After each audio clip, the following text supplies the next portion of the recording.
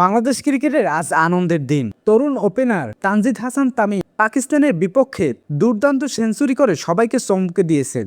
আর এই ইনিংসের পর লাইভে প্রতিক্রিয়া দিয়েছেন বাংলাদেশ তারকা অলরাউন্ডার সাকিব আল হাসান। কি বলেছেন সাকিব শুনলে সত্যি ভালো লাগবে আপনাদের। আজকের ম্যাচের শুরুর থেকেই আত্মবিশ্বাসী ব্যাটিং করেন তানজিদ হাসান তামিম। পাকিস্তানের বোলারদের সামলে দারুণ শট খেলতে থাকেন তিনি। ধীরে ধীরে ইনিংস গড়ে তুলে শেষ পর্যন্ত তুলে নেন অসাধারণ একটি সেঞ্চুরি। এই ইনিংস শুধু দলের রানই বাড়ায়নি, বাংলাদেশের ক্রিকেটের ভক্তদের মধ্যে নতুন আশার আলো তৈরি করেছেন। কারণ অনেকদিন পর একজন তরুণ ওপেনার বড় ইনিংস খেললে পাকিস্তানের মতো শক্তিশালী দলের বিপক্ষে। লাইভে কথা বলতে গিয়ে সাকিব আল হাসান বলেন, তানজিদ আজ যেভাবে খেলছে সেটা সত্যি দারুণ। শুরু থেকে শেষ পর্যন্ত আত্মবিশ্বাস দেখেই বোঝা যাচ্ছিল সে বড় কিছু করতে যাচ্ছে। তিনি আরো বলেন, এটা শুধু একটা সেঞ্চুরি না, এটা তার জন্য বড় আত্মবিশ্বাসের জায়গা।